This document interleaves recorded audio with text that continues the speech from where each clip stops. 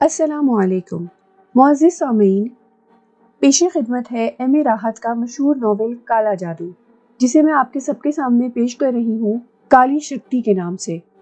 آپ سب سے گزارش ہے کہ میری ویڈیوز کو زیادہ سے زیادہ لائک اور شیئر کر کے میری حوصلہ افزائی کیجیے تاکہ اسی طرح اچھے ناول آپ کی خدمت میں پیش کر سکوں۔ بستی کا سفر انہی خیالات میں کٹ گیا۔ میں بھی لوگوں کے ساتھ ساتھ ہی جنک رام کے گھر کے دروازے پر پہنچا تھا، اور اس کے بعد وہاں جو کچھ ہونے لگا تھا وہاں رکنا میرے لیے بیکار سی بات تھی۔ اور اب جنک رام کے گھر کے باہر لوگ جمع ہو گئے تھے، اندر سے رونے پیٹنے کی آوازیں بلند ہو رہی تھیں۔ ان آوازوں میں عورتوں کا شور بھی تھا، مردوں کی آوازیں بھی تھیں۔ میں وہاں سے واپس پلٹا۔ تقریباً ساری بستی والوں کو اس واقعے کی خبر ہو گئی تھی۔ کوئی اپنے کام پر نہیں گیا تھا، سب کے سب جنک رام کے دروازے پر موجود تھے۔ میں نے ایک شخص کو روکا تو وہ فوراً ہی رک کر مجھے دیکھنے لگا۔ تم مسافر ہو نا بھیا؟ اس نے پوچھا۔ ہاں بھائی، یہ بستی جمال گھڑی ہی ہے نا؟ ہاں بھیا، یہی ہے۔ یہاں کوئی ایسی جگہ مل سکتی ہے جہاں میں کچھ وقت قیام کر سکوں؟ دھرم شالہ موجود ہے، پنڈت رام نارائن کے پاس چلے جاؤ۔ ارے ہاں، یہ تو بتاؤ تم ہندو ہو یا مسلمان؟ مسلمان ہوں، میں نے جواب دیا۔ تو پھر مسجد میں چلے جاؤ، یا سنو، وہ سیدھے ہاتھ جا کر جب الٹے ہاتھ مڑو گے تو تلسیا کا گھر نظر آئے گا تمہیں۔ اللہ دین بھٹیارے کی سرائے اسی کے سامنے ہے، وہاں تمہیں رہنے کی جگہ مل جائے گی۔ مسجد تو ابھی نامکمل ہے، دوبارہ بن رہی ہے، سارا سامان پڑا ہوا ہے وہاں، کہاں ٹھہرو گے؟ بہت بہت شکریہ، میں نے جواب دیا اور اس شخص کے بتائے ہوئے پتے پر چل پڑا۔ اللہ دین بھٹیارے کی سرائے شاید اس بستی کی واحد سرائے تھی۔ کچا احاطہ بنا ہوا تھا اور اس میں کچھ کمرے نظر آ رہے تھے۔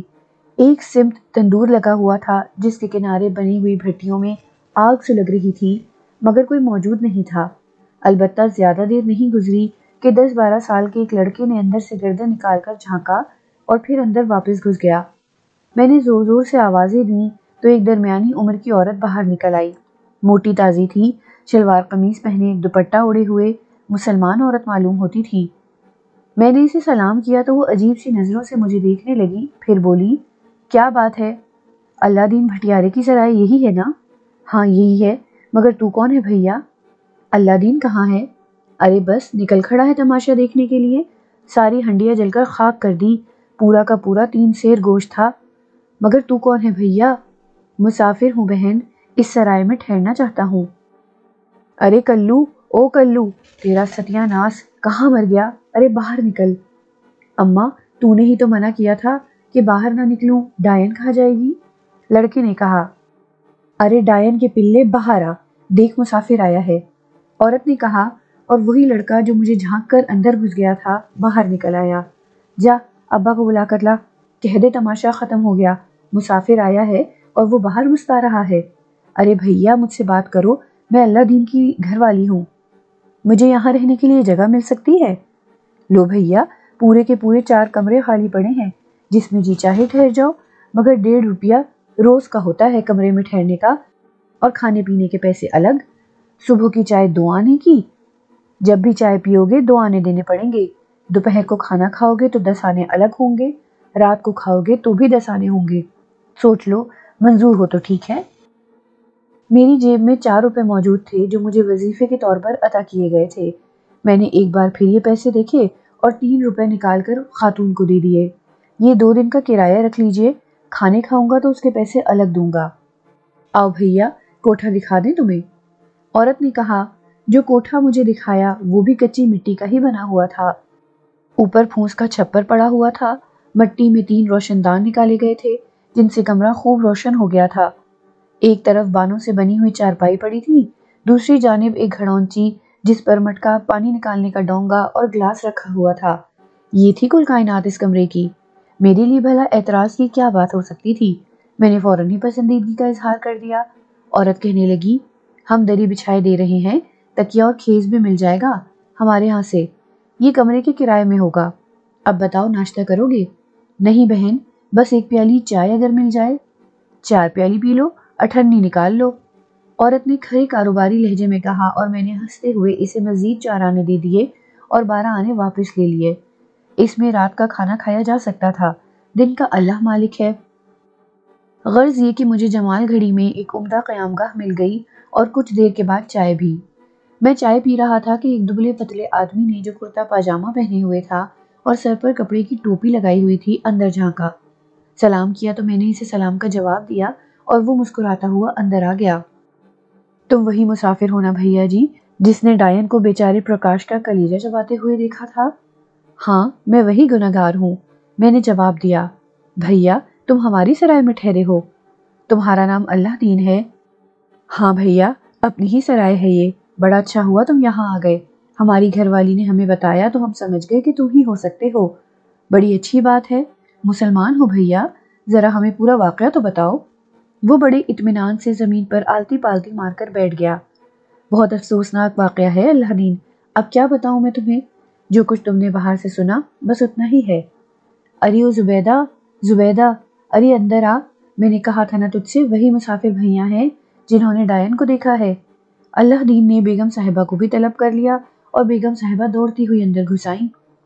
اری اری میرے اوپر نہ گر پڑیو، اللہ دین ایک طرف کھسکتا ہوا بولا۔ اس میں کوئی شک نہیں کہ بیگم اللہ دین کے مقابلے میں وہ بہت کمزور تھا۔ بیگم صاحبہ ہانپتے کانپتے ہوئے کہنے لگی، وہی ہیں، وہی ہیں، تو اور کیا، میں نے کہا تھا نا تجھ سے کہ بستی میں ایک ہی مسافر داخل ہوا ہے، ہو سکتا ہے یہ وہی مسافر بھیا ہوں۔ محترمہ بھی پھسکڑا مار کر بیٹھ گئی اور بولی، بھیا تم نے اپنی آنکھوں سے دیکھا تھا؟ یقین نہ آوے ہے ہمیں۔ اری چھوڑ، یقین نہ آوے ہے، تجھے بستی والے مار مار کر بھرکس نکال دیں گے تیرا، سب غصے میں بھرے ہوئے ہیں، اب بیچارے تلسیا کی شامت آ گئی۔ بھٹیارے نے کہا۔ میں ان دونوں کو بغور دیکھ رہا تھا، میں نے کہا، مگر یہ بھاگ بھری ہے کون؟ ارے بھیا پہلے تم ہمیں قصہ تو سناؤ، بعد میں بتا دیں گے بھاگ بھری کون ہے۔ اللہ دین نے کہا، قصہ بس یہ تھا بھائی اللہ دین کہ میں ایک دوسری بستی سے آ رہا تھا، تمہاری جمال گھڑی میں کھیتوں کے کچھ فاصلے پر ایک درخت کے نیچے میں نے اس عورت کو بیٹھے ہوئے دیکھا، اس کی پشت میری جانب تھی، اس لیے میں نہیں دیکھ سکا کہ وہ کیا کر رہی ہے۔ میری قدموں کی چاپ سن کر وہ اٹھ کر کھڑی ہوئی، مجھے دیکھ کر زور سے چیخ ماری اور بھاگ کر کھیتوں میں جا گھسی۔ اس کے بعد دوسرے لوگ آ گئے۔ میں نے باقی واقعات ان لوگوں کو سنائے اور اللہ دین دونوں کانوں کو ہاتھوں کی قینچی بنا کر چھونے لگا اور گالوں پر درمیانی انگلیاں مارنے لگا، جبکہ بیگم اللہ دین کا چہرہ خوف زدہ ہو گیا تھا۔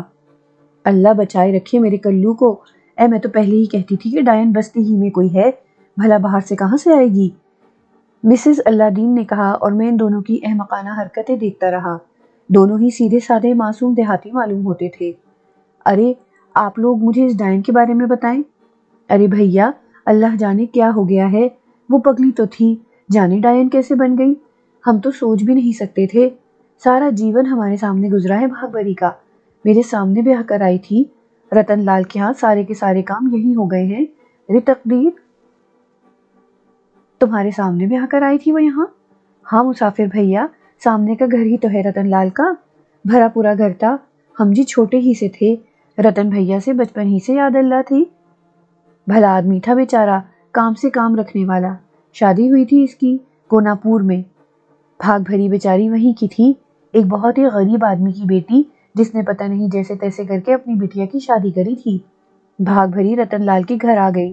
رتن لال بیچارہ خود بھی غریب آدمی تھا، بس محنت مزدوری کرتا تھا اور زندگی گزارتا تھا، پر ٹھیک ٹھاک زندگی چل رہی تھی۔ ان کے بیٹے ہوئے تھے، ایک ایک کر کے 3، رتن لال کے ہاں اور پل بڑھ رہے تھے، بھاگ بھری کو سبھی اچھا کہتے تھے، ہماری اماں تو اسے بہت ہی پسند کرتی تھی، ہماری شادی میں بھی اس نے گھر کے سارے کام کاج کیے تھے، بہت اچھی تھی بھیا وہ، اللہ جانے کس کی نظر کھا گئی بیچاری کو، بڑا بیٹا کوئی 8 سال کا ہوگا، چھوٹا کوئی 4 سال اور اس سے چھوٹا کوئی 3 سال کا۔ رتن لال کام پر گیا ہوا تھا، تینوں بچے نکل گئے پھوکر پر اور بھینس کی پیٹھ پر بیٹھ کر پوکھر میں گھس گئے، بس بھیا وہیں سے کام خراب ہو گیا، بھینس پوکھر میں بیٹھ گئی اور بچے جو اس کی پیٹھ پر بیٹھے ہوئے تھے پوکھر ہی میں ڈوب مرے۔ وہ تو رمضان گھسیارے نے دور سے بچوں کو بھینس کی پیٹھ پر بیٹھے دیکھ لیا تھا اور اسے پتہ چل گیا تھا، مگر تیرنا وہ بھی نہیں جانتا تھا، دوڑا دوڑا بستی آیا، گھر میں خبر دی، پھر رتن لال کو بتایا، پوری بستی ہی پہنچ گئی تھی پوکھر پر، رتن لال کے تینوں پوت پوکھر میں ڈوب گئے تھے، معمولی بات تو نہیں تھی، رتن لال پاگل ہو گیا، کھٹ سے چھلانگ لگا دی پوکھر میں، اور بھیا پوکھر میں 6 کنویں ہیں، دیکھا تو کسی نے نہیں، البتہ پرکھے یہی کہتے چلے آئے ہیں کہ 12 سال کے بعد بھیٹ لیتے ہیں یہ کنویں، اور کوئی نہ کوئی ڈوب ہی جاوے ہے، 12 سال پورے ہو چکے تھے بھینٹ لے لی، مگر اس بار 3 بچوں کی بھینٹ لی تھی ان سسرے کنوؤں نے، اور چوتھا رتن لال نیچے گیا تو واپس اوپر نہ آیا۔ بھلا کس کی مجال تھی کہ پوکھر میں گھس کر رتن لال اور اس کے بچوں کی لاشوں کو تلاش کرتا۔ وہی کے وہیں دفن ہو کر رہ گئے، بیچارے 3 بیٹے اور ایک باپ۔ تم خود سوچ لو مسافر بھیا، کیا بیتی ہوگی ماں پر۔ اس بیچ بیچارہ تلسی بھی آ چکا تھا۔ تلسی اصل میں بھاگ بری کا چھوٹا بھائی تھا۔ جب گوناپور میں اس کے پتاجی مر گئے تو رتن لال خود جا کر تلسیا کو اپنے ساتھ لے آیا تھا اور اپنے بچوں ہی کی طرح پالنے پوسنے لگا اسے۔ تلسیا یہیں رہتا تھا اور بھاگ بھری کو بس اسی کا سہارا مل گیا تھا۔ تینوں بچے اور پتی کے مر جانے کے بعد بھلا ہوش و حواس کیسے قائم رکھتی؟ سر پھوڑ لیا اپنا اور اس کے بعد پاگل ہو گئی۔ سر میں چوٹ لگ گئی تھی۔ بھیا غریب غربا کی بستی ہے، کون کس کو سہارا دے سکے ہے۔ لوگوں نے کہا کہ اس کا علاج ہو سکتا ہے، دماغ ٹھیک ہو جائے گا، مگر غریبوں کے لیے تو پیٹ بھرنا ہی مشکل ہو جاتا ہے، دوا دارو کہاں سے کریں۔ بیچارہ تلسیا محنت مزدوری کرتا ہے، بستی بھر کی چاکری کر کے جو 4 روٹی کما لے ہے، اس سے پاگل بہن کا پیٹ بھرتا ہے اور اپنا پیٹ بھرتا تھا۔ سنسار میں اس کا کوئی بھی نہیں ہے اپنی اس پگلی بہن کے سوا۔ بھاگ بھری پوری بستی میں بھاگتی پھرتی ہے، کبھی بچے اس کا پیچھا کر لیں تو انہیں پتھر مار دیتی ہے، بس اس سے زیادہ اس نے کسی کا کچھ نہیں بگاڑا۔ مگر بھیا پھر یہ ہوا کہ سب سے پہلا چھوکرا رام لال کا تھا جو بیچارہ ڈائن کا شکار ہوا۔ رات ہی کا وقت تھا، مغرب کی اذان ہوئی ہوگی، تیل لینے باہر نکلا تھا، غائب ہو گیا۔ بیچارہ رام لال ایک ایک سے پوچھتا پھرا کہ کسی نے اس کے چھوکرے کو تو نہیں دیکھا، کسی نے نہ بتایا۔ صبح کو بھیا ہریا کے کھیت کی مینڈ پر رام لال کے چھوکرے کی لاش ملی، ساری چھاتی ادھیڑ کر رکھ دی تھی کسی نے۔ سب یہی سمجھے کہ بھگرا لگ گیا۔ کبھی کبھی بھیا بستی کے آس پاس جنگلوں سے بھگرا نکل آوے ہے، اور اگر انسانی خون کا لاگو ہو جاوے تو پھر گھروں سے بچے اٹھا لے جائے ہے، چرواہوں کی بکریوں کو مار ڈالے ہے، بچوں کو لے جا کر کھا پی کر برابر کر دیوے ہے، پہرا دینا پڑے ہے۔ ایسے دنوں میں 4-5 بکرے مارے جا چکے ہیں۔ اس طرح سب لوگ یہی سمجھے کہ بھگرا لگ گیا۔ رام لال کا گھر تو لٹ ہی گیا تھا۔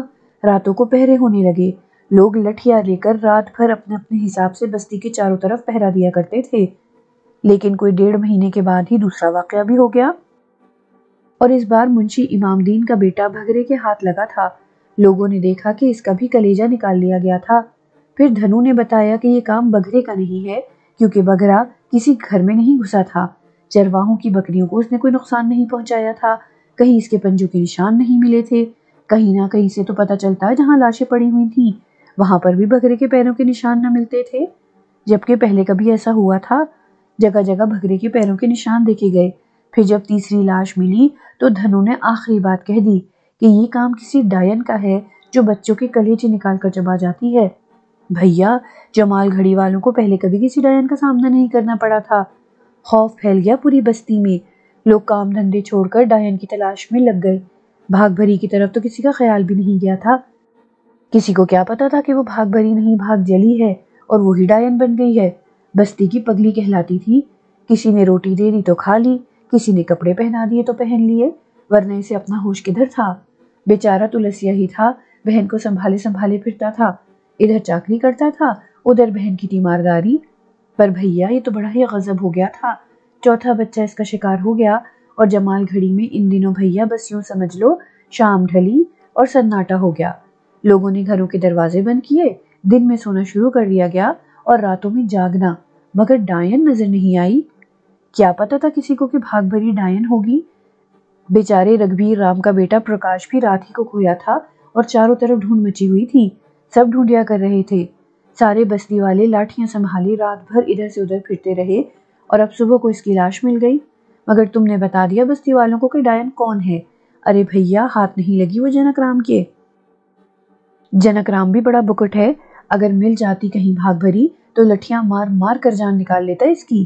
بڑا پریم کرتا تھا اپنے بھتیجے سے، اور رہتا بھی تو رگھبیر رام کے ساتھ ہی تھا۔ رگھبیر رام بیچارے کا بھی اکیلا ہی بیٹا تھا پرکاش۔ بڑا برا ہوا، مگر اب سمجھ میں نہ آوے آگے کیا ہوگا۔ یہ تو پتا چل گیا کہ بھاگ بھری ڈائن ہو گئی ہے، پتہ نہیں کیوں ہم نے تو پہلے کبھی نہیں سنا۔ میں خاموشی سے یہ کہانی سنتا رہا تھا۔ بڑی دردناک کہانی تھی۔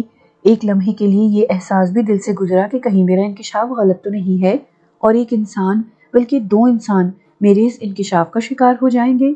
خدا نہ کرے ایسا ہو، خدا کرے جو کچھ میں نے دیکھا ہے وہی سچ نکلے۔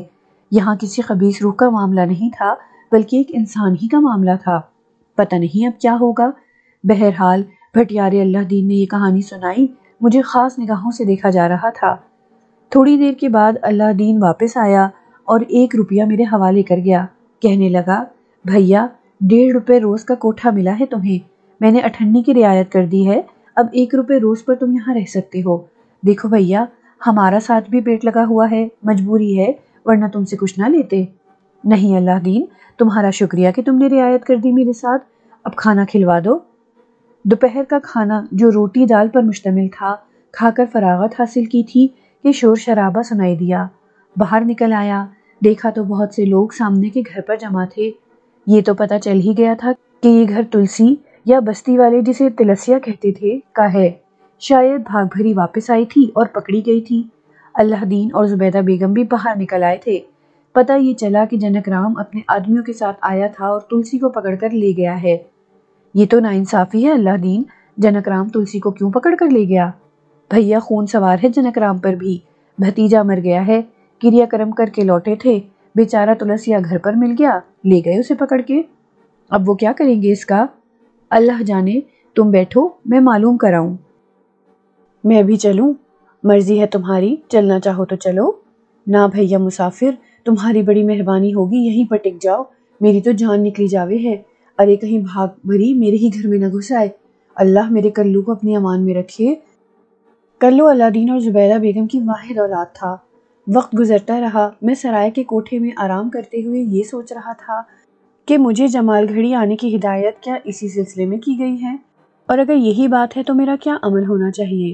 یہ تو بالکل ہی الگ سا واقعہ ہو گیا۔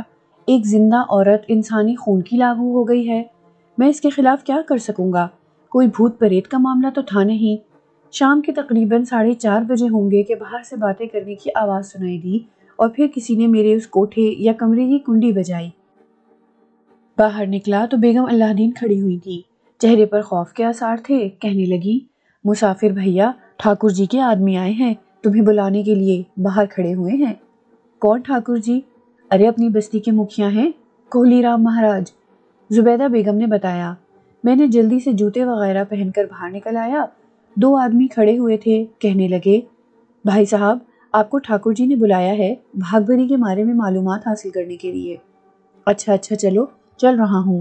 اللہ دین ابھی تک واپس نہیں آیا تھا، واقعی مست مولا آدمی تھا، گھر کی کوئی پرواہ نہیں تھی اسے۔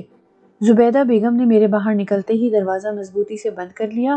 میں ان دونوں کے ساتھ آگے بڑھتا رہا اور جمال گھڑی کے چھوٹے چھوٹے گھروں کے درمیان سے گزرتا ہوا ایک بڑے سے گھر کے سامنے رکا جو لال رنگ کی اینٹوں سے بنایا گیا تھا، اور یقیناً یہی کوہلی رام جی کا گھر تھا۔ بڑے سے گھر کے سامنے جمال گھڑی کے سینکڑوں افراد جمع تھے، ہر ایک اپنی اپنی کہہ رہا تھا۔ دونوں آدمی میرے لیے ان کے درمیان راستہ بنانے لگے اور میں گھر کے سامنے پہنچ گیا۔ بڑی سی پتھر کی چوکی بنی ہوئی تھی جس پر مکھیا جی بیٹھے ہوئے تھے، صورت ہی سے مغرور آدمی نظر آتا تھا۔ دوسرے تخت سے نیچے ہی کھڑے ہوئے تھے۔ بائیں طرف ایک مفلوک الحال نوجوان نظر آیا جسے رسی سے کس دیا تھا۔ اس کا رخسار نیلا پڑا ہوا تھا، ایک آنکھ بھی نیلی ہو رہی تھی، ہونٹ سوجے ہوئے تھے، پیشانی پر خون جمع ہوا تھا، کپڑے پھٹے ہوئے تھے، صاف لگتا تھا کہ اسے بہت مارا گیا ہے۔ میں نے فوراً اندازہ لگا لیا کہ یہ تلسی یا ان لوگوں کی زبان میں تلسیا تھا، قابل رحم اور شریف معلوم ہوتا تھا۔ سلام کرو ٹھاکر جی کو، مجھے لانے والوں نے کہا۔ میں نے سرد نظروں سے ان دونوں کو دیکھا، پھر ٹھاکر کو جو مجھے دیکھتے ہوئے بائیں مونچھ پر ہاتھ پھیرنے لگا تھا۔ ٹھاکر جی، یہ مسافر ہیں، مجھے لانے والے دوسرے آدمی نے کہا۔ کہاں سے آئے ہو؟ ٹھاکر نے پوچھا۔ بہت دور سے۔ جگہ کا نام تو ہوگا؟ ہاں ہے، مگر بتانا ضروری نہیں ہے۔ ارے ٹھاکر جی پوچھ رہے ہیں، بتاؤ۔ انہی دونوں میں سے ایک نے سرگوشی کی۔ تم بکواس بند نہیں رکھ سکتے؟ میں نے غرا کر کہا اور وہ شخص بغلیں جھانکنے لگا۔ داروغہ لگے ہو کہیں کے، کوئی نام تو ہوگا تمہارا؟ ٹھاکر نے کہا۔ تم نے مجھے میرے بارے میں پوچھنے کے لیے بلایا تھا ٹھاکر؟ پوچھ لیا تو کیا برائی ہے، بس مسافر ہوں اتنا کافی ہے، اصل بات کرو۔ کہاں ٹھہرا ہے یہ؟ ٹھاکر نے دوسرے لوگوں سے پوچھا۔ اللہ دین کی سرائے میں۔ مسلمان ہے؟ ٹھاکر نے دوسری مونچھ پر ہاتھ پھیرا۔ کیا دیکھا بھائی تو نے؟ इन लोगों ने तुम्हें बता दिया होगा।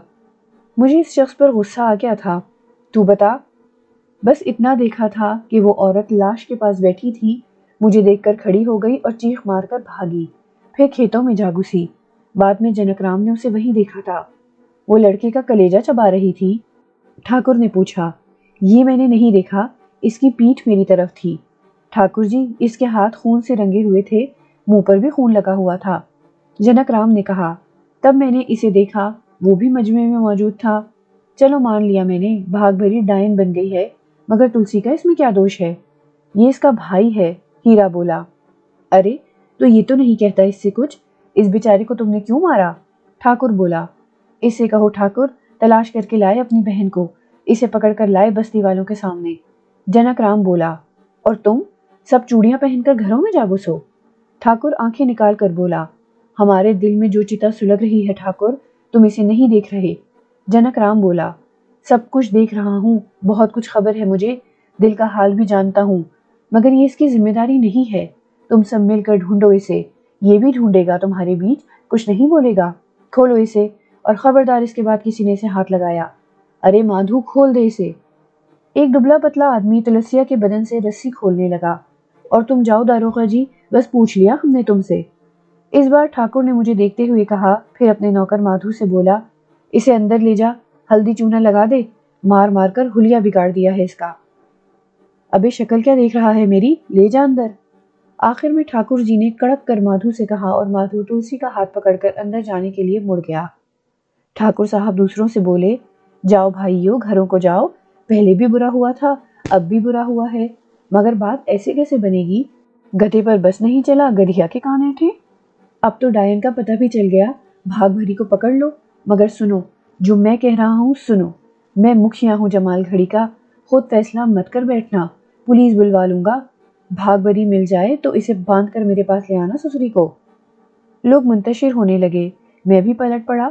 थोड़ी दूर चला था कि अल्लादीन मेरे करीब आ गया। खूबा भैया मुसाफिर, तुम हमारी जमाल घड़ी में खेल ही न्यारे हो गए। अरे तुम अल्लादीन कहाँ गायब हो गए थे? अरे बस मुसाफिर भैया, भतेरे काम थे, रघुवीर राम के बेटे के क्रियाक्रम में शमशान गए थे, फिर बेचारे तुलसिया की घड़न देखते रहे। ठाकुर के आदमी ना पहुंच जाते तो जनकराम इसका भी क्रियाक्रम करा देता, बड़ा लठेत है वो। तुलसी को मारना तो गलत था, मैंने इसके साथ आगे बढ़ते हुए कहा। वो तो है, पर जनकराम पर तो खून सवार है। मेरे ख्याल में बुरी बात थी। तुम्हारा ये मुखिया अजीब नहीं है, मैं तो समझ रहा था कि इसी ने तुलसी को पिटवाया होगा। अरे वो मुसाफिर भैया, तुमने तो इसे दो कौड़ी का करके रख दिया। अल्लाह दीन ने कहकहा लगाया। मुंह देखता रह गया तुम्हारा। मुतासब आदमी मालूम होता है, अजीब से अंदाज में कह रहा था कि मैं मुसलमान हूँ। ना मुसाफिर भैया ना, आदमी बुरा नहीं है। असल बात बताऊं? क्या? जात का ठाकुर नहीं है, बना हुआ है। क्या मतलब? अहीर है हरनामपुर का, ठकुराइन गीता नंदी का मन भाया था, उन्होंने माँ बाप की मर्जी के बगैर शादी कर ली इनसे। हरनामपुर के ठाकुर सुधानंदी ने दौलत जायदाद देकर दूर जमाल घड़ी फिकवा दिया। यहाँ ठाकुर कहलाता है अपने आप मुखिया बन गया। दौलत के आगे कौन बोले, सबने मुखिया मान लिया। लोगों के काम आ जावे है, 10 खून खराब है, इसलिए सोचे है सब सलाम करें, सर झुकाएं और कोई बात नहीं। और कोई सर नहीं झुकाए तो खुद झुक जाए है। सबको पता चल गया है कैसा आदमी है, इसलिए लोग इसका मान रख ले हैं। दिलचस्प बात है। अब क्या होगा ये तो मौला ही जाने है, मगर समझ में कुछ नहीं आया। भाग भरी पागल तो है, मगर मौला जाने ऐसी क्यों हो गई। छोड़ेंगे ना ये लोग इसे, सुसरी बस्ती से भाग ही जाए तो अच्छा है। अल्लाह दीन ने दुखी लहजे में कहा। सराय आ गई थी। जुबैदा बहन खाना पकाया है क्या? हाँ, मूंग की दाल में पालक डाला है, मगर पैसे नहीं दिए थे तुमने। अरे खुदा की बंदी, अरे खुदा की बंदी, कुछ तो आंख की शर्म रखा कर। लो, घोड़ा घास से यारी करे तो खाए क्या? बहन ठीक कह रही हैं अल्लाह दीन भाई, आपने वैसे ही मेरे साथ रियायत कर दी है। ये लो पैसे बहन। मैंने मतलूबा पैसे दे दिए, बल्कि बाकी पैसे भी दे दिए और कहा कि कल मजीद पैसे दूंगा, वरना यहाँ से चला जाऊंगा। रात हो गई, चारों तरफ सन्नाटा फैल गया। बाहर मिट्टी के तेल का स्ट्रीट लैंप रोशन था, जिसकी रोशनी एक खिड़की के शीशे से छन कर आ रही थी। मैं बिस्तर पर लेटा सोच रहा था कि अब मुझे क्या करना चाहिए। हुक्म मिला था जमाल घड़ी जाऊं, वहां से बुलावा आया है। आ गया था। वाकया भी मेरे हमरकाब था। इस सिलसिले में मुझे क्या करना चाहिए? ना जाने कितना वक्त इन्हीं सोचों में गुजर गया। फिर जहन ने फैसला किया और उठ गया। मटके में पानी मौजूद था, लोटा भी था। बे आवाज अमल करने लगा ताकि अल्लाह दीन को परेशानी ना हो। वजू करके फारिग हुआ ही था कि बुरी तरह उछल पड़ा। लेना, पकड़ना, जाने ना पाए, पकड़ो की भयानक आवाजें सुनाई दे रही थीं। बेख्तियार बाहर लपका और दरवाजा खोलकर निकल आया। 10-15 अफराद पथराव कर रहे थे। कोई जमीन पर पड़ा हुआ था। गौर से देखा तो एक दिलदोज मंजर नजर आया। वही औरत भाग भरी तुलसी के नीचे दबी हुई थी। तुलसी शायद इसे बचाने के लिए इसके ऊपर गिर पड़ा था और पत्थर खा रहा था। उसने अपना सर दोनों बाजुओं में छुपा रखा था और पत्थर इसके बदन पर पड़ रहे थे। पूरा जिस्म थरथरा कर रह गया। बेबसी से देखता रहा, क्या करता। अचानक तुलसी उछलकर दूर जा गिरा। भाग भरी ने इसे उछाल दिया था। फिर इसने भयानक चीख मारी। इसका चेहरा और सर के बाल खून से रंगीन हो रहे थे और इतनी भयानक लग रही थी कि बयान से बाहर है। इसने एक दूसरी मिनमिनाती हुई चीख मारी और पथराव करने वालों की तरफ लपकी। सारे के सारे सूरमा इस तरह पलट कर भागे कि हंसी आ जाए। 10-12 थे मगर सब जी छोड़ कर भागे। भाग भरी ने 2-3 लंबी लंबी छलांगे मारी और फिर एक तरफ मुड़ गई। कुछ देर के लिए सन्नाटा छा गया। मेरे पीछे अल्लादीन आ खड़ा हुआ था। क्या हो गया, क्या हुआ मुसाफिर भाई? शायद भाग भरी आई थी। फिर लोगों ने इसे पत्थर मारे। जब वो इन पर दौड़ी तो वो भी भाग गए और भाग भरी भी गायब हो गई। अरे वो तुलसी है, इसे क्या हो गया? तुलसी, अरे ओ तुलसिया! ठोर मार दई भैया, सबरी दई तोड़ दी हमार, हाय राम। तुलसी रोने लगा और कराहने लगा और अल्लादीन इसके पास पहुंच गया। अरे अरे ये पत्थर, क्या उन्होंने पत्थर मारे हैं तुझे भी? अल्लादीन ने इतना ही कहा था कि मारने वाले शोर मचाते दोबारा आ गए। वो सब गुस्से से पुकार रहे थे। कहाँ गई भाग भरी? कहाँ छुपा दिया है? घर में घुसी है, निकाल लाओ। हाँ नहीं तो मार मार के हमारी जान निकाल दी। हाँ, तुलसी ने रोते हुए कहा। तूने इसे भगा दिया है, तूने इसे पत्थरों से बचाया है, नहीं तो आज वो मारी जाती। किसी ने कहा। तो रुक काहे गए भैया, मार मार पत्थर, हमारी चूरन बनाई दियो, कौन रोके है तुमका? तुलसी बोला, तूने मुखिया जी के सामने वादा किया था कि तू भाग भरी को पकड़वा लाएगा, बस्ती के दूसरे लोगों की तरह, मगर तूने इसकी हिफाजत की। एक और शख्स ने इल्जाम लगाया। अरे तुहार हिफाजत, चलो जरा तुम लोगों को मुखिया पास, हम उसे बताएं कि हम भाग भरी को दबोच लें कि वो कहीं भाग न जाए। पर ई सब ने हमका पत्थर मार मार कर हटा दी, वो ओकर निकलवा दें। तुलसी ने बदस्तूर रोते हुए कहा। इस बात पर सबको साफ सूंघ गया। फिर इनमें से एक ने आगे बढ़कर तुलसी से हमदर्दी से कहा, तूने इसलिए पकड़ा था तुलसी? अरे जाओ बस जाओ, तुम लोग बड़े सूरमा हो, मरे को मारो हो। लोग एक एक करके खिसकने लगे। सन्नाटा हो गया। तुलसी अब भी रो रहा था, बच्चों की तरह है करके, और न जाने क्यों मेरा दिल कट रहा था। अल्लादीन आगे बढ़ गया, इसके पास पहुंच गया। उठ तुलसिया, उसने तुलसी का बाजू पकड़कर उठाते हुए कहा और वो उठ गया। बड़ा मारा है हमका सबरों ने, दीनू भैया सुबह से मार रहे हैं। वो बदस्तूर रोता हुआ बोला। आ मेरे साथ अंदर आ, आजा। अल्लादीन इसे सराय में ले आया, अंदर लाकर बिठाया, फिर आवाज दी, जुबैदा, अरी के घोड़े बेचकर सोई है, एक प्याला दूध ले आ। हम ना पी दीनू भैया जी, ना चाह रहा, भैया की सौगंध ना चाह रहा। तुलसी अभी इसी तरह रो रहा था। चुप तो हो जा तुलसी, क्या ज्यादा चोट लगी है? अल्लादीन ने हमदर्दी से कहा। अरे हम चोट पर ना रोवे हैं, हमारा मन तो बहनिया के लिए रोवे है। माता की सौगंध, देखो भैया, हमार बहनिया नहीं है, हम इसे जाने हैं। ओ सुसरी तो खुद भाग जली है, औलाद के दुख की मारी है। तुम खुद देखत हो, बच्चे इसे पत्थर मारे हैं, वो इनसे कुछ कहे है कभी? मगर तुलसी, सुबह को इसे मुसाफिर भैया ने देखा था। अल्लादीन बोला। अरे पगलिया तो है, डोलत डोलत फिरे है, शरीर पड़ा देखा होगा रे, रघुवीर के छोरे का, बैठ गई होगी टटोलने को, खून लग गया हाथ मुंह पर, किसी ने इसे कलेजा खाते देखा? मेरा दिल धक से हो गया। ये मुमकिन था, ये इंकिशाफ मैंने किया था, बस्ती वालों को मेरे जरिए ये सब मालूम हुआ था। मैं पथरा गया। तुलसी कह रहा था, अब का होवेगा अल्लादीन भैया, वो लागू हो गए हैं, मार डालेंगे हमारी बहनिया को सब मिलकर। नहीं तुलसी, ऐसा नहीं होगा, मेरे मुंह से निकला। ऐसा ही होगा, हमका पता है। अरे भाग भरी ने दीवानगी में इन बच्चों को मारकर इनका कलेजा नहीं खा लिया है तुलसी, तो मैं वादा करता हूँ جمال گھڑی والوں کو یہ غلط فہمی دور کر دوں گا۔ ہاں، اگر اس نے ایسا کیا ہے تو پھر مجبوری ہے۔ تو یہی سو جا تلسی، اپنے گھر مت جا۔ نہ دینو بھیا، گھر جانے دے، اگر وہ پھر آ گئی تو۔ دینو بھیا، ہم کو اسے پکڑ تھوڑی رہا تھے، ہم تو اسے بچا رہے تھے، اس پر پڑنے والے پتھر کھا رہے تھے، بہنیاں ہیں ہمار وہ، ارے ہم اسے نہ مارنے دیں گے۔ چل بھیا، تمہاری مہربانی۔ وہ وہیں سے چلا گیا۔ بہت دیر خاموشی رہی، پھر میں نے کہا، اللہ دین بھائی، تمہارا کیا خیال ہے؟ کیا وہ ڈائن ہے؟ مولا جانے، اللہ دین نے گہری سانس لے کر بولے۔ ایک بات بتاؤ اللہ دین، بستی والے مکھیا کی بات مانتے ہیں؟ بہت، کسی بات پر ٹیڑھا ہو جائے تو سب سیدھے ہو جاتے ہیں۔ میں مکھیا سے ملوں گا، اس سے کہوں گا کہ وہ بستی والوں کا جنون ختم کرے، ان سے کہے کہ وہ خود کھوج کر رہا ہے، پتہ چل گیا ہے کہ بھاگ بھری ڈائن ہے تو اسے خود سزا دے گا۔ اس نے بستی والوں سے یہ بات کہی بھی تھی۔ میں نے یہ جملے کہے ہی تھے کہ اندر سے زبیدہ کی آواز سنائی دی، ارے اب اندر آؤ گے یا باہر ہی رہو گے؟ میں کب سے بیٹھی ہوں، جاگ رہی ہے؟ اچھا مسافر بھیا، آرام کرو۔ اللہ دین اندر چلا گیا، میں اپنے کمرے میں آ گیا تھا، باوضو تھا اور اس ہنگامے سے پہلے ایک ارادہ کر کے اٹھا تھا، چنانچہ اس پر عمل کا فیصلہ کر لیا۔ ایک صاف ستھری جگہ منتخب کی اور وہاں دو زانو ہو کر بیٹھ کر آنکھیں بند کر لی۔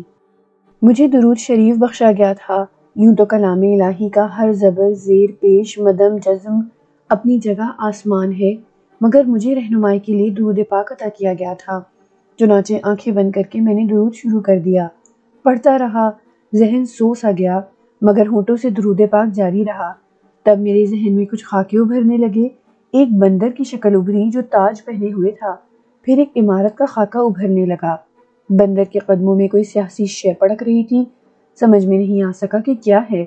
عمارت کے محراب دروازے پر ایک چہرہ، پہلے آنکھیں، پھر ناک اور ہونٹ، پھر پورا چہرہ، ایک مکمل چہرہ جو کسی عورت کا تھا۔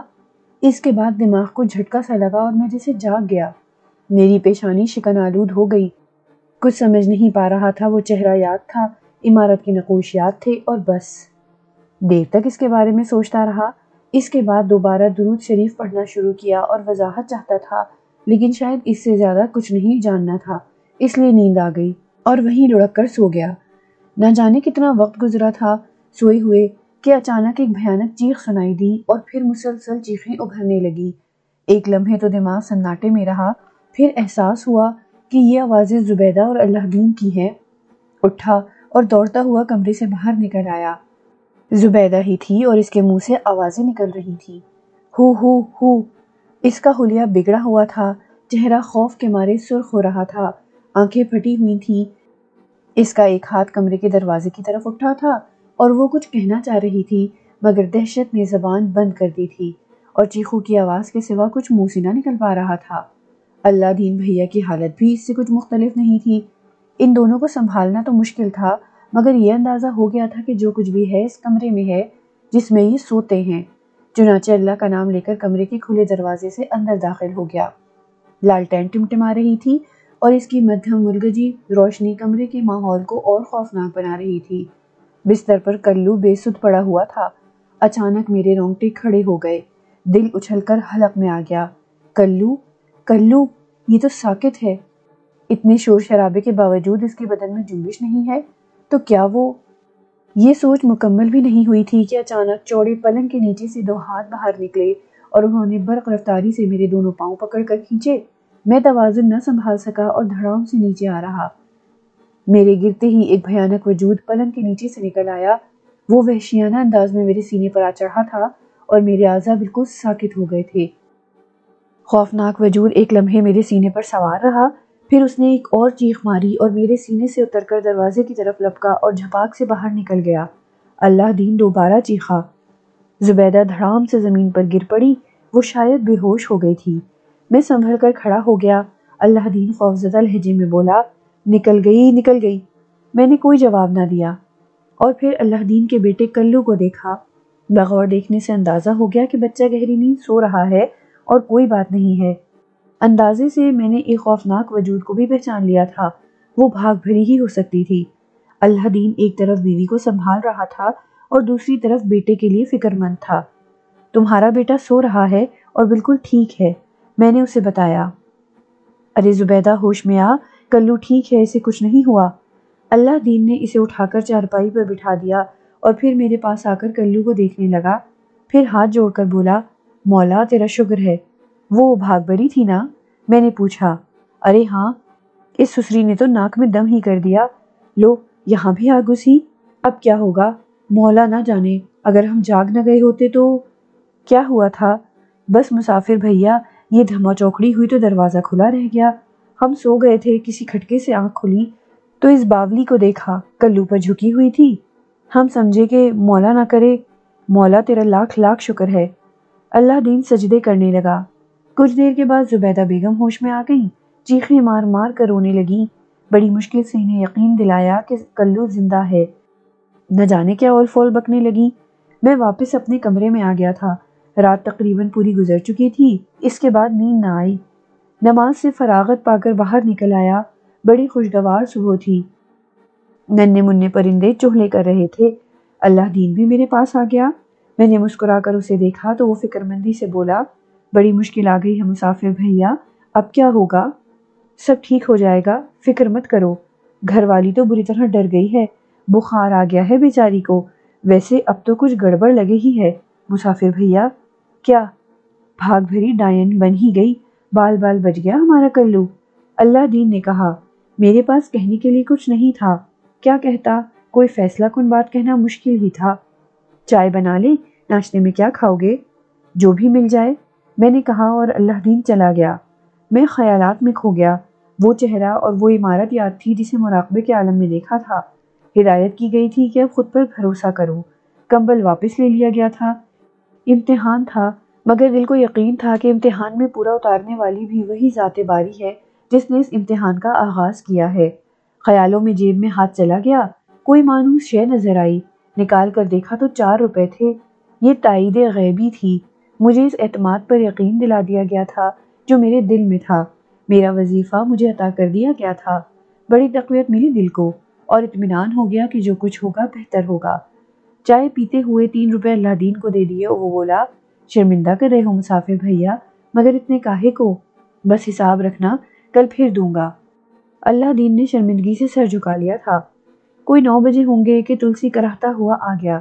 بخار چڑھ گیا ہے سسرا، بھیا دینو ایک اٹھنی ادھار دے دو گے؟ ہاں ہاں کیوں نہیں، یہ لو۔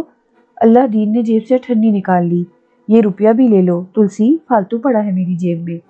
میں نے جیب سے روپیہ نکال کر تلسی کو دے دیا جو اس نے بڑی مشکل سے لیا تھا۔ 11 بجے کے قریب میں بستی گھومنے نکل گیا۔ آبادی بہت چھوٹی تھی، ایک مسجد بھی بنی ہوئی تھی مگر نہایت شکستہ حالت میں، کوئی دیکھ بھال کرنے والا بھی نہیں تھا۔ اندر داخل ہو گیا، صفائی ستھرائی کی، اذان بھی نہیں ہوئی، میں نے خود اذان دی لیکن ایک نمازی بھی نہیں آیا۔ نماز سے فارغ ہو کر گھومنے نکل گیا۔ کھیتوں میں اور جنگلوں کے سوا کچھ نہیں تھا۔ ہاں کافی دور نکل آنے کے بعد ایک مٹھ نظر آئی، اس کے عقب میں ایک سیاہ رنگ کی عمارت بھی نظر آ رہی تھی۔ قدم اسی عمارت کی جانب اٹھ گئے۔ عمارت کے اطراف میں انسانی قد سے اونچی جھاڑیاں نظر آ رہی تھیں، ان کے درمیان پیلی سی پگڈنڈی بھی پھیلی ہوئی تھی جو اسی عمارت تک جاتی تھی۔ میں اسی پگڈنڈی پر آگے بڑھتا رہا۔ راستے میں کئی جگہ سانپوں کی سنسناہٹ بھی سنائی دی تھی، یقیناً ان جھاڑیوں میں سانپ موجود تھے۔ ویرانے میں بنی ہوئی یہ عمارت بڑی عجیب نظر آ رہی تھی لیکن میرے لیے بہت دلچسپی کا باعث تھی۔ میں آگے بڑھتا ہوا اس کے دروازے پر پہنچ گیا اور پھر اچانک ہی میرے دماغ کو ایک جھٹکا سا لگا۔ اس سغراق میں جو عمارت میں نے دیکھی تھی اس وقت یقیناً وہی میری نگاہوں کے سامنے تھی۔ کم از کم اس سلسلے میں مجھے اپنی یادداشت پر بھروسہ تھا۔ میرا دل تیزی سے دھڑکنے لگا۔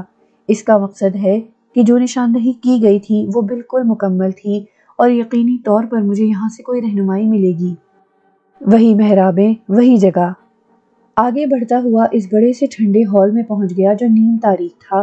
بس کچھ روشن دانوں سے جھلکنے والی روشنی نے ماحول کو تھوڑا سا منور کر دیا تھا، ورنہ شاید نظر بھی نہ آتا۔ درمیان میں ہنومان کا بت ایستادہ تھا۔ ہاتھ میں گرز لیے ہنومان کا بت بہت خوفناک نظر آ رہا تھا اور اس سنسان ماحول میں یوں چمک رہا تھا جیسے ابھی بت اپنی جگہ سے آگے بڑھے گا اور مجھ پر حملہ کر دے گا۔ میں نے اس کی آنکھوں میں غیر معمولی چمک دیکھی۔ حالانکہ پتھر کا تراشا ہوا بت تھا لیکن آنکھیں جاندار معلوم ہوتی تھیں۔ میں ان آنکھوں میں آنکھیں ڈال کر دیکھتا رہا لیکن بت میں کوئی جنبش نہیں ہوئی تھی۔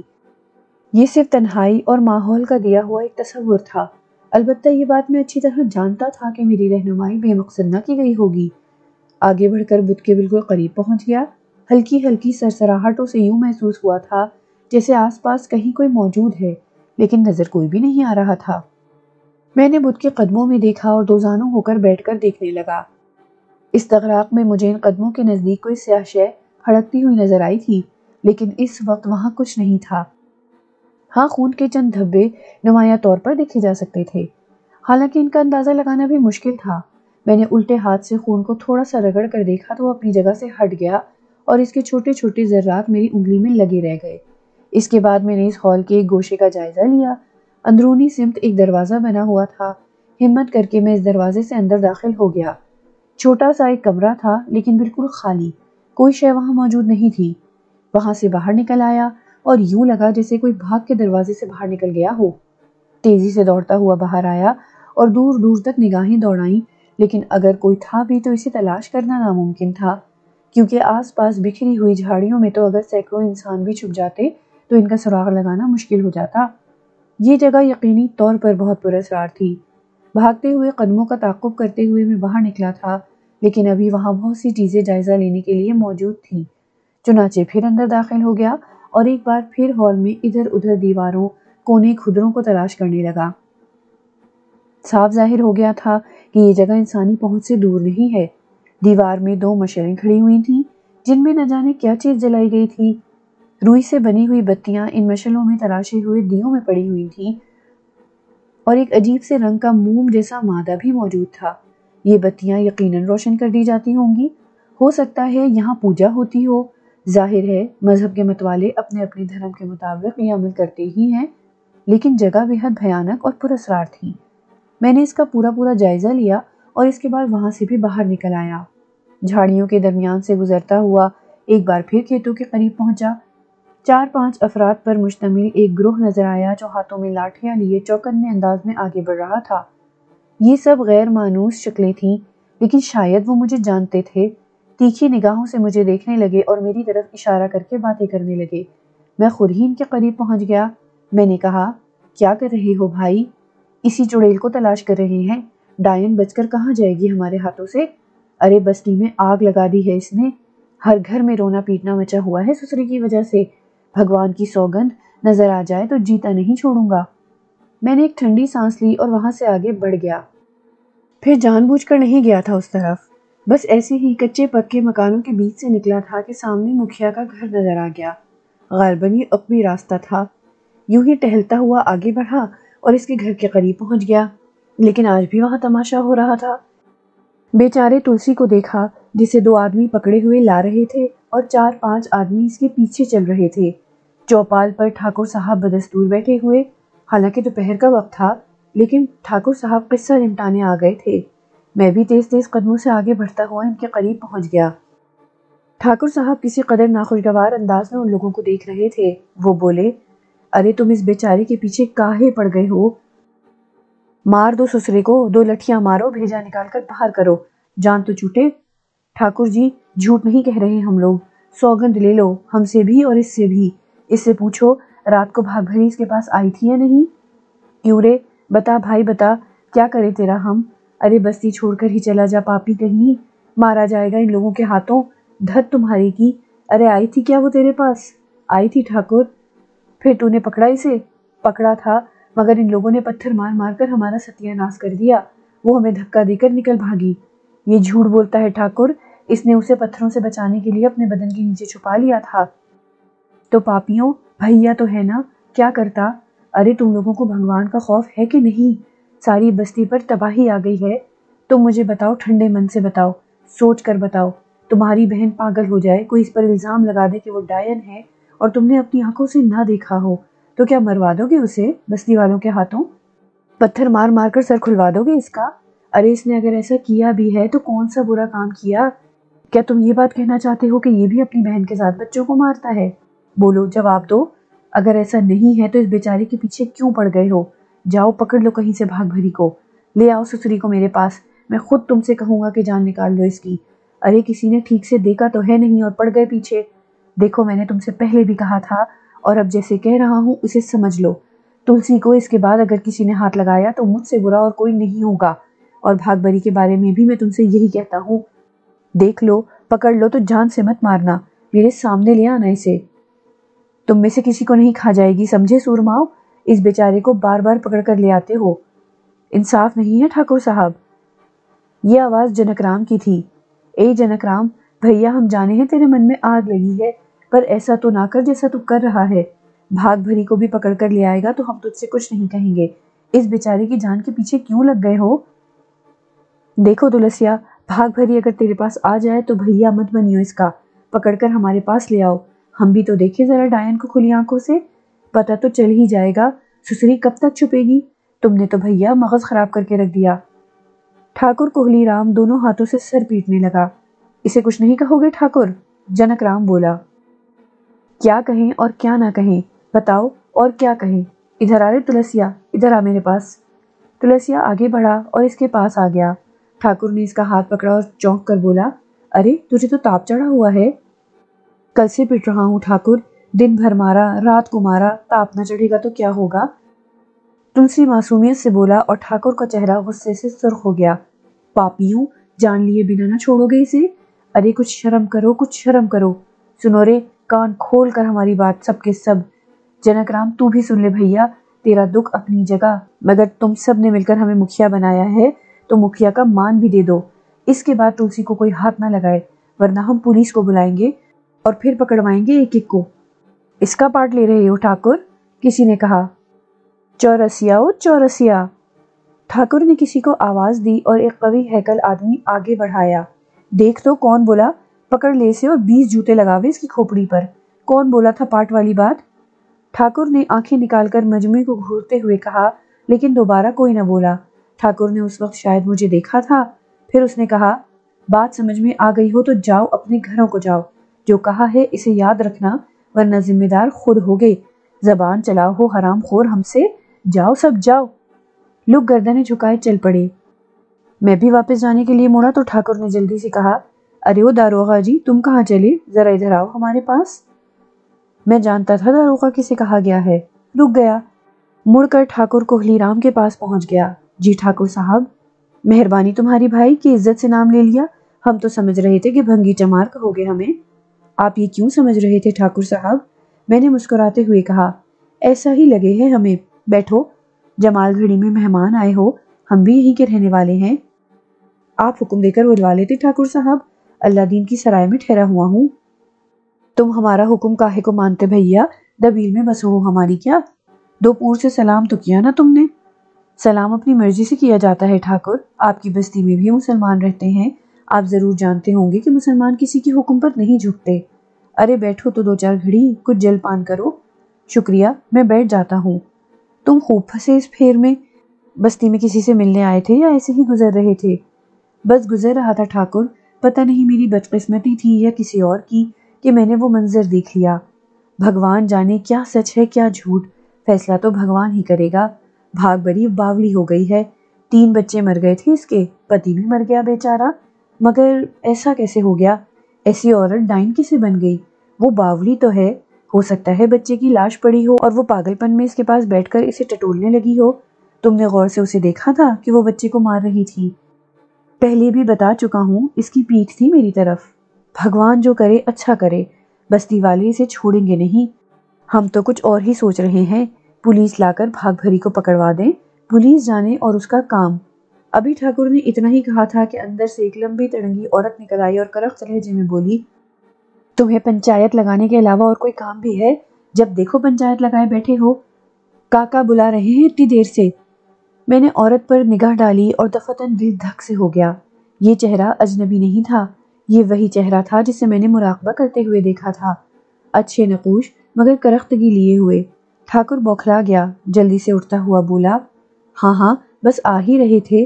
اچھا بھیا، پھر کبھی آؤ، آدمی بھیجیں گے تمہارے پاس، کبھی جل پان کرو ہمارے ساتھ۔ اچھا۔ وہ اٹھ کر اندر چلا گیا، لیکن میرا ذہن چکرایا ہوا تھا۔ وہی چہرہ، 100% وہی چہرہ، مندر کی عمارت بھی نظر آ گئی تھی اور وہ عورت بھی۔ اب کیا کروں، کیسے کروں، کچھ سمجھ میں نہیں آیا۔ سرائے واپس آ کر بھی میں سوچتا رہا اور کئی دن سوچتا رہا، کچھ سمجھ میں نہیں آیا۔ جمال گھڑی میں قیام کی 5ویں رات تھی، میں پریشان تھا، بات کسی طور آگے نہیں بڑھ رہی تھی۔ 3 دن سے خاموشی تھی، بھاگ بھری بھی شاید دور نکل گئی تھی۔ 3 دن سے اسے بستی میں نہیں دیکھا گیا تھا۔ تلسی البتہ ملتا رہتا تھا، اداس اور ملول تھا، بات بات میں سسکنے لگتا تھا۔ مجھے اس پر بہت ترس آتا تھا، لیکن میں کیا کر سکتا تھا بیچارے کے لیے۔ ٹھاکر کوہلی رام کے پاس بھی بہت سے چکر لگائے گئے تھے، وہ اچھا آدمی تھا، ظاہری کیفیت سے بالکل برعکس۔ تلسی کے لیے خود بھی افسردہ تھا۔ ایک دن کہنے لگا، ہم اسے کسی دوسری بستی بھیج دیں گے، انتظام کر رہے ہیں، یہاں رہا تو مارا جائے گا، بھگوان نہ کرے اور کوئی ایسا واقعہ ہو گیا تو پھر میں بھی شاید بستی والوں کو نہ روک سکوں۔ رات کے کوئی 10 ہی بجے ہوں گے، لیکن یوں لگتا تھا جیسے آدھی رات گزر چکی ہو۔ جمال گھڑی میں 5 بجے ہی رات ہو جاتی تھی، 5-6 بجے تک سارے کاروبار بند ہو جاتے تھے اور لوگ اپنے گھروں میں جا گھستے تھے۔ بس بھولے بھٹکے مسافر 8-9 بجے تک نظر آ جاتے تھے، ورنہ خاموشی۔ سرے شام ہی تارے نکل آتے تھے اور اس وقت بھی آسمان تاریک تھا۔ اللہ دین رات کے کھانے کے بعد مجھے خدا حافظ کہہ کر اپنے کمرے میں جا گھسا تھا۔ وہ مضبوطی سے سارے دروازے بند کر کے سوتا تھا اور اس نے مجھ سے کہہ دیا تھا کہ کچھ بھی ہو جائے رات کو اس کا دروازہ نہ بجاؤں، وہ دروازہ نہیں کھولے گا۔ یہ زبیدہ کی ہدایت تھی۔ چنانچہ اکتاہٹ کا دورہ پڑا تھا۔ اس وقت عجیب سی بےکلی محسوس ہو رہی تھی۔ چارپائی کاٹنے کو دوڑ پڑی تھی۔ خاموشی سے سرائے سے باہر نکل آیا، دروازہ بند کر دیا۔ تلسی کا گھر بھی تاریک پڑا تھا۔ خاموشی سے چل پڑا، سوچا کہاں جاؤں، اور اس ویران مندر کا خیال آیا۔ کوئی کتنا ہی بہادر ہوتا اس مندر کی طرف رخ کرنے کے تصور ہی سے خوفزدہ ہو جاتا، لیکن دل اس سمت جانے کو چاہ رہا تھا۔ چل پڑا۔ پوری بستی شہر خاموشاں بنی ہوئی تھی، کتے تک نہیں بھونک رہے تھے، فاصلہ کم نہیں تھا۔ چلتا رہا، راستے میں کسی ذی روح کا نشان بھی نظر نہیں آیا تھا۔ گھنی اور خوفناک جھاڑیاں خاموش پڑی ہوئی تھیں۔ ان کے درمیان سے احتیاط سے گزرا تھا کیونکہ وہاں سانپ موجود تھے۔ رات میں تو وہ نظر نہ آتے، لیکن اس خوف سے اپنا ارادہ ترک نہیں کر سکا۔ کوئی انجانی قوت مجھے وہاں لے جا رہی تھی۔ تاریک مندر تاریکی میں اور بھیانک نظر آ رہا تھا، لیکن اس کے دروازے سے اندر قدم رکھتے ہی بری طرح اچھل پڑا۔ کسی بچے کے سسک سسک کر رونے کی آواز سنائی دے رہی تھی۔ وہ روتے ہوئے کہہ رہا تھا، ماں کھول دو، بھگوان کی سوگند اب باہر نہیں جاؤں گا، ماں بہت ڈر لگ رہا ہے، کھول دو، تمہاری بات مانوں گا، باہر نہیں جاؤں گا، ماں رسی میرے پیر میں کاٹ رہی ہے، ماں پیٹھ پر کھجلی ہو رہی ہے، کھول دو ماں۔ دل دھاڑ دھاڑ کرنے لگا، اپنی جگہ ساکت ہو گیا، خون کی روانی طوفانی ہو گئی، کن پٹیاں آگ اگلنے لگیں۔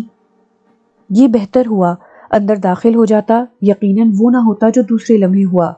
اندر یک بیک روشنی ہو گئی، وہ ساری مشعلیں روشن ہوئی تھیں جو اس دن دیکھی تھی۔ میں فوراً ایک محراب کے ستون کی آڑ میں ہو گیا۔ روشنی نے اندر کا ماحول اجاگر کر دیا تھا اور میں اس ماحول کو دیکھ سکتا تھا۔ ہنومان کا بت اسی طرح استادہ تھا، اس کے پیروں کے نزدیک ایک 8-9 سالہ بچہ رسی سے بندھا پڑا ہوا تھا۔ روشنی ہوتے ہی سہم کر ساکت ہو گیا تھا۔ ہنومان کے بت سے کوئی 5 قدم کے فاصلے پر کالے اور ڈھیلے سے لباس میں ایک وجود سر نواڑے بیٹھا ہوا تھا۔ کچھ فاصلے پر ایک مرد نظر آ رہا تھا جس نے تہبند باندھا ہوا تھا۔ سیاہ لباس میں ملبوس وجود کا چہرہ بھی ڈھکا ہوا تھا۔ بے حد پراسرار خوفناک ماحول تھا۔ دم روک دینے والا سناٹا طاری ہو رہا تھا۔ بچے کی سہمی سفید آنکھیں گردش کر رہی تھیں، وہ رونا بھول گیا تھا۔ تب ایک آواز ابھری، نندا، جے دیوی۔ دوسری آواز ابھری، پہلی آواز نسوانی تھی اور میں نے اسے فوراً آشنا محسوس کیا تھا۔ دوسرا بھاری مردانہ اور اجنبی آواز تھی، ہاتھ پاؤں کھول دے اس کے، جے دیوی۔ مردانہ آواز نے کہا۔ روشنی میں ایک آبدار خنجر کی چمک ابھری اور ڈھاٹا باندھے ہوئے شخص نے آگے بڑھ کر بچے کے پاس پہنچ گیا۔ اس نے ایک لمحے میں بچے کے ہاتھوں اور پیروں میں بندھی رسیاں کاٹ دیں۔ بچہ تڑپ کر اٹھا تو مرد نے خوفناک آواز میں کہا، لیٹا رہ، اپنی جگہ لیٹا رہ، ہلا تو گردن کاٹ کر پھینک دوں گا۔ سہما ہوا بچہ جیسے بے جان ہو گیا تھا، وہ اپنی جگہ لڑھک گیا۔ سیاہ پوش عورت اٹھ کر کھڑی ہوئی تو وہ لمبے قد و قامت کی مالک تھی۔ اس نے ہاتھ بڑھا کر خنجر مرد کے ہاتھ سے لے لیا اور آہستہ آہستہ آگے بڑھ کر بچے اور ہنومان کے بت کے قریب پہنچ گئی۔ پھر اس کی بھیانک آواز ابھری، جے بجرنگا، 7ویں بلی دے رہی ہوں، اسے سویکار کر بجرنگ بلی، میری بھینٹ سویکار کر، میری منوکامنا پوری کر دے، تیرا وچن ہے، آخری بلی کے بعد میری گود ہری کر دے گا۔ بچہ دے دے بجرنگ بلی، مجھے بیٹا دے دے جے بجرنگ بلی۔ صورتحال سمجھ میں آ گئی، پتہ چل گیا کہ اس کے بعد کیا ہونے والا ہے، اور تو کچھ سمجھ میں نہیں آیا۔ جس قدر بھیانک آواز بنا سکتا تھا بنا کر چیخا، بھاگ بھری، وہ مندر میں گھسی ہے، نہیں پکڑنا، وہ رہی، وہ رہی۔ ایک چھوٹا سنگی مجسمہ رکھا تھا جو میری ٹکر سے زور سے اپنی جگہ سے گرا اور نیچے آ کر چور چور ہو گیا۔ اس کے ٹکڑوں کے گر کے بکھرنے کا چھناکا مندر میں گونج اٹھا۔ مجھے خود یوں محسوس ہوا جیسے میرے ساتھ بے شمار لوگ چیخ رہے ہوں، اور نتیجہ نکل آیا۔ عورت سے پہلے مرد باہر بھاگا، اور اس کے بعد اس کے پیچھے عورت قلانچے لگاتی ہوئی باہر نکل گئی۔ وہ مشعلیں جلی چھوڑ گئے تھے۔ اپنے عمل کو پختہ کرنے کے لیے میں نے اور زور زور سے چیخنا شروع کر دیا، اور رات کے پرہول سناٹے میں میری چیخیں دور دور تک پھیل گئیں، اور بچے نے دہشت سے دوبارہ رونا شروع کر دیا۔ میں جلدی سے اس کے پاس پہنچ گیا۔ میں نے اس کا ہاتھ پکڑا تو وہ چیخ پڑا، مت مارو مجھے، مت مارو مجھے، مت مارو۔ اٹھ بیٹے، میں تجھے نہیں ماروں گا، اٹھ، میں تو تجھے بچانے آیا ہوں۔ کوئی بڑا ہوتا تو شاید زندہ ہی نہ رہ پاتا خوف کے مارے، لیکن بچہ تھا، اٹھ کھڑا ہوا۔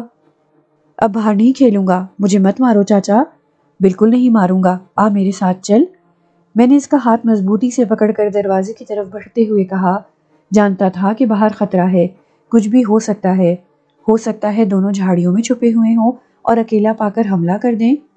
مندر میں رکنے سے اور خطرہ تھا، آسانی سے گھیر لیا جاؤں گا۔ کسی نے اگر خبر کر دی اور مجھے اس بچے کے ساتھ دیکھ لیا گیا تو حالات بگڑ سکتے تھے۔ نکل جانا ہر طرح سے بہتر ہے۔ اللہ کا نام لے کر باہر نکل آیا۔ رات کے بے قرار سناٹے میں کوئی آواز نہیں تھی۔ اس وقت تک خاموش رہا جب تک جھاڑیوں کے کھیت سے باہر نہ نکل آیا۔ پھر میں نے بچے سے پوچھا، کیا نام ہے تیرا بیٹے؟ للو۔ پتا کا نام کیا ہے؟ گنگو۔ تیرا گھر کہاں ہے؟ پچھائی پلے۔ راستہ جانتا ہے اپنے گھر کا؟ ہاں۔ یہاں تجھے کون لایا؟ میں نے پوچھا۔ بچے نے کوئی جواب نہیں دیا تو میں نے دوبارہ وہی سوال کیا۔ معلوم نہ ہے، اس نے جواب دیا۔ تو کھیل رہا تھا کہیں؟ سو رہا تھا۔ کہاں؟ اپنے گھر میں۔ ماتا جی نے کہا تھا کہ ڈائن پھر رہی ہے، باہر کلیجہ نکال کر کھا جائے گی، باہر مت کھیلو۔ ہم تو سو رہے تھے چاچا۔ پھر تو یہاں کیسے آ گیا؟ بھگوان کی سوگند ہمیں نہ ہی معلوم، ہم تو سمجھے ماتا جی نے پاؤں باندھ دیے ہیں، اس نے یہی کہا تھا کہ کھیلنے باہر گئے تو وہ ہاتھ پاؤں باندھ کر ڈال دے گی۔ میں نے گہری سانس لی، سمجھ گیا تھا کہ بچے کو بے ہوش کر کے لایا گیا تھا، اور یقیناً وہی کھیل ہونے والا تھا جو پہلے 5 بچوں کے ساتھ ہوا تھا، پھر 6 بچے کے ساتھ، اور اب یہ 7واں بچہ۔ بستی میں داخل ہو کر بچے سے اس کے گھر کا پتہ پوچھا اور وہ بتانے لگا۔ گھر والوں کو ابھی تک اس کی گمشدگی کا علم نہیں ہوا تھا، کیونکہ گھر خاموشی اور سناٹے میں ڈوبا ہوا تھا۔ دروازہ کھلا ہوا تھا۔ یہ یقیناً انہی لوگوں نے کھولا ہوگا جنہوں نے بچے کو اغوا کر لیا تھا۔ میں نے للو سے کہا، تیرے گھر والوں کو ابھی کچھ نہیں معلوم، جا دروازہ اندر سے بند کر لینا، جا اندر جا۔ بچہ اندر چلا گیا اور میں فوراً وہاں سے واپس چل پڑا۔ میری آج کی بے کلی نے بہت اہم انکشاف کیا تھا۔ ایک بچے کی جان بچ گئی تھی، میں بہت خوش تھا۔ یہاں سرائے میں بھی وہی کیفیت تھی، کسی کو نہ میرے جانے کی خبر ہوئی تھی نہ واپس آنے کی۔ اپنے کمرے میں آ گیا، پھر بستر پر لیٹ کر اس بارے میں سوچنے لگا۔ ڈائن کا معمہ حل ہو گیا تھا، بھاگ بھری بے قصور تھی، اس پر جھوٹا الزام لگ گیا تھا، بستی والے اس کے دشمن ہو گئے تھے، جو آواز میں نے سنی تھی اسے پہچان لیا تھا، میری سماعت نے مجھے دھوکہ نہیں دیا تھا، یہ 100% کوہلی رام کی بیوی کی آواز تھی، دوسرا نام نندا کا تھا جو اس کا شریک کار تھا۔ اس کے الفاظ یاد آ رہے تھے، 7ویں بلی دے رہی ہوں، میری گود ہری کر دے، مجھے بچہ دے، مجھے بیٹا دے دے۔ تو یہ قصہ ہے، وہی کالا جادو، وہی مکروہ علم، کم وقت عورت نے ایک اولاد کی خاطر 6 چراغ گل کر دیے تھے۔ اب سب کچھ معلوم ہو گیا تھا، میری رہنمائی کی گئی تھی۔ پہلے مجھے جمال گھڑی بھیجا گیا تھا، اور پھر ہنومان کے مندر اور اس عورت کی شکل دکھائی گئی تھی، اور اب سارے انکشاف ہو گئے تھے، اور اب اس برائی کا خاتمہ کرنا تھا، مگر اس کے لیے کوئی عمل درکار تھا۔ باقی رات سوچوں میں گزر گئی تھی۔